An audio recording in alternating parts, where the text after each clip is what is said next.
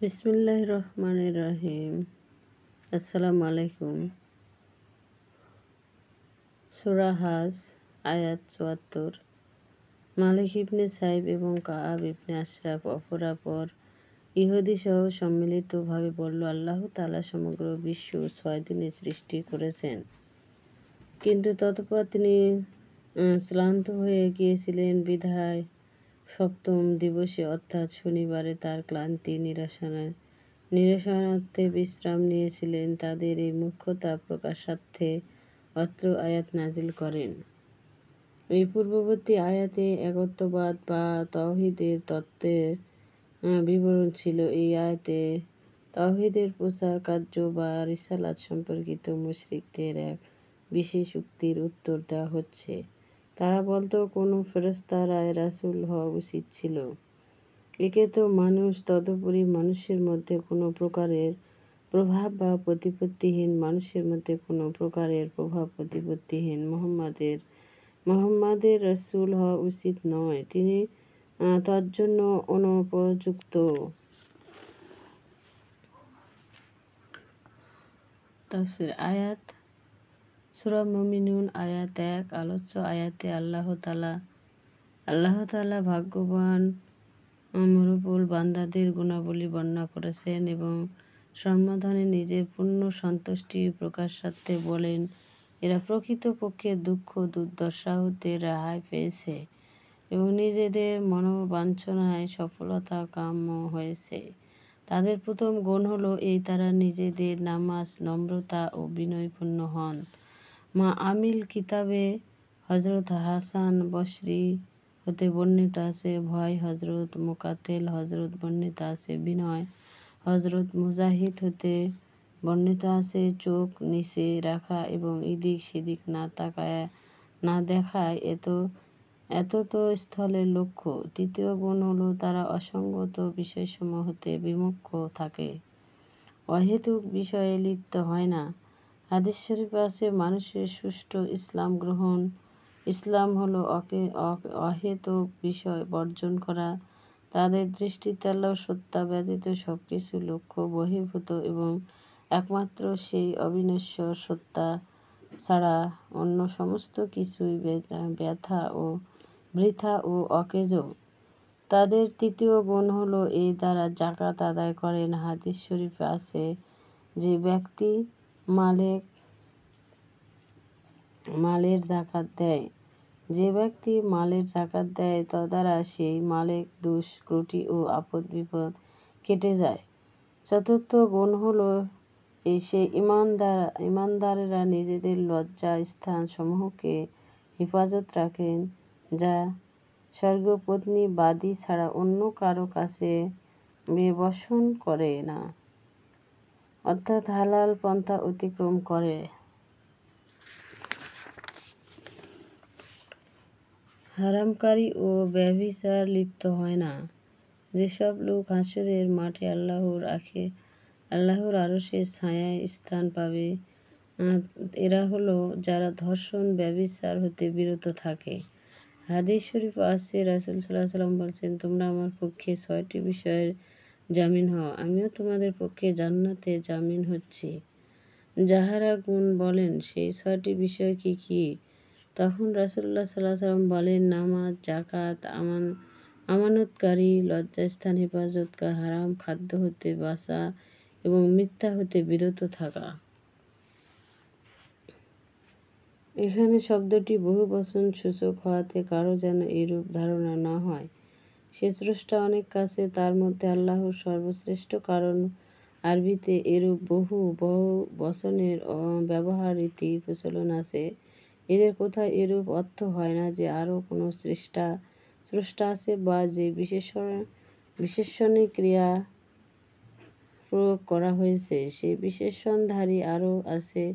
দ্বিতীয়টি হলো পারে যে অপর স্রষ্টার অবস্থান যদি মেনেও নেওয়া হয়, তার মধ্যে তিনি সর্বাধিক শ্রেষ্ঠ ও স্বনির্ভর বটে, অথচ আর কোনো স্রষ্টা তো মূলত নেই। প্রকৃতপক্ষে মানবাকৃতি এবং এত সুন্দর ও সুশ্রী যে এর চেয়ে বেশি লাবণ্যময় আকৃতি কোনো শ্রেষ্ঠ হতে শ্রেষ্ঠ। শিল্পীর ধ্যান ধারণা কল্পনা হতে পারে না। হযরত আলী রাদিয়াল্লাহু তাআলা থেকে বর্ণিত এর দ্বারা সকাল বেলা প্রতি ইঙ্গিত করা হয়েছে। হযরত ইবনে আব্বাস বলেন, এর অর্থ জমিন হতে পানি উতলিয়ে ওঠা। হযরত কাতাদা রাদিয়াল্লাহু তাআলা বলেন, উচ্চস্থান। হযরত হাসান বসরি এবং বলেন, তনুর অর্থ সেই তনুর বা চুল্লি যাতে রুটি পাচন করা হয়।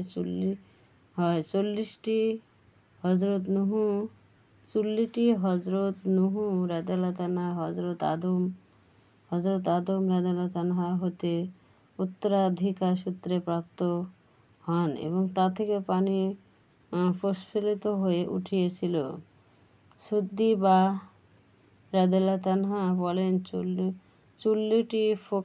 চুল্লিটি কুফা নগরীর কিন্দার প্রবেশ দ্বারের বাম পাশে ছিল। আর হযরত নূহ রাদিয়াল্লাহু তাআলা এর নৌকাখানা কুফা নগরের সেই মসজিদে ছিল যেখানে হযরত আলী রাদিয়াল্লাহু তাআলা শহীদ হন। হযরত মুকাত্তিল বলেন, 40টি সিরীয় রাজ্যের কোথাও ছিল না। হযরত ইবনে আব্বাস বলেন, এই 40টি ভারতবর্ষে ছিল। আল্লাহর নবীরা 3 স্তরে বিভক্ত। প্রথম স্তর হযরত আদম, দ্বিতীয় স্তর হতে হযরত নূহ, তৃতীয় হলো দ্বিতীয় স্তর হযরত নূহ হতে হযরত মূসা,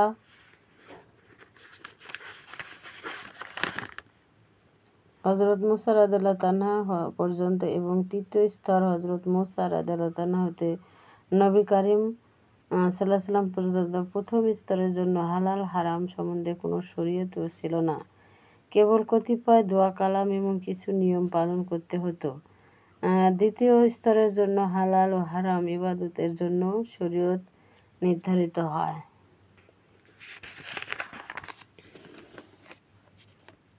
তাদের প্রতি জিহাদের নির্দেশ ছিল না, বরং বিরোধিতা চরমে পৌঁছলে ধ্বংস করা হতো। অতঃপর হযরত মূসা রাদিয়াল্লাহু তাআলা এর প্রতি জিহাদের হুকুম আসে এবং ব্যাপক ধ্বংসের নির্দেশ রহিত হয়ে যায়।